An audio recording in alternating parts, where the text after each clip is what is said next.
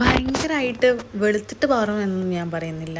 എങ്കിലും നല്ല സ്കിന്ന് നന്നായിട്ട് സോഫ്റ്റായിട്ട് നല്ല ഗ്ലോ ഉണ്ടാവും. അതിനായിട്ടുള്ള ഒരു കുഞ്ഞു റെമഡിയാണ് ഞാൻ നിങ്ങൾക്ക് പറഞ്ഞു തരുന്നത്. നല്ല അടിപൊളി റോസാപ്പൂ എവിടുന്നെങ്കിലും കിട്ടാൻ വകുപ്പുണ്ടെങ്കിൽ കുറച്ച് റോസാപ്പൂ നന്നായിട്ട് ഉണക്കുക. ഉണക്കാനായിട്ട് ഒരു 3-4 ദിവസം ഇപ്പോഴത്തെ ഒരു കാലാവസ്ഥയിൽ മതിയാവുന്നതാണ് എനിക്ക് തോന്നുന്നത്.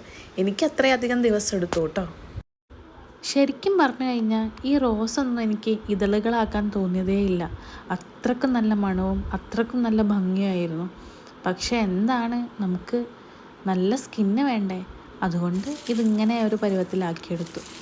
എന്നിട്ട് നന്നായിട്ട് ഉണങ്ങുന്നത് വരെയും നന്നായിട്ട് വെയിലത്ത് വെക്കുക. അത് തന്നെ പ്രോസസ്സിങ്, വേറെ ഒന്നും അറിയാനില്ല.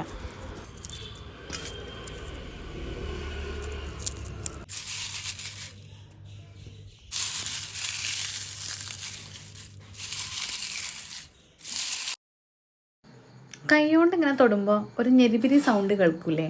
അതാണ് ഇതിൻ്റെ ലാസ്റ്റ് സ്റ്റേജ്. എന്നിട്ടൊരു മിക്സിയുടെ ജാർ എടുത്തിട്ട് ഒരു ഫൈൻ പൗഡർ ആവുന്ന രീതിയിൽ നന്നായിട്ട് പൊടിച്ചെടുക്കുക.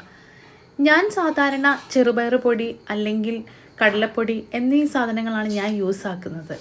അതിൻ്റെ കൂടെ കുറച്ച് ഈ പൗഡറും യൂസ് ആക്കിയിട്ട് കുറച്ച് പാലോ അല്ലെങ്കിൽ റോസ് വാട്ടറോ ഉപയോഗിച്ചിട്ട് നമുക്ക് നന്നായിട്ട് നമ്മുടെ ഫേസിൽ അപ്ലൈ ചെയ്യാവുന്നതാണ്. ഒന്ന് ഡ്രൈ ആയിട്ട് കഴുകി കളഞ്ഞാൽ ഈ ഒരു അവസ്ഥയിൽ നമുക്ക് എത്താൻ പറ്റും. ഇത് എപ്പോഴും ചെയ്ത് കഴിഞ്ഞാൽ അത്രയും നല്ല റിസൾട്ട് നിങ്ങൾക്ക് കിട്ടും.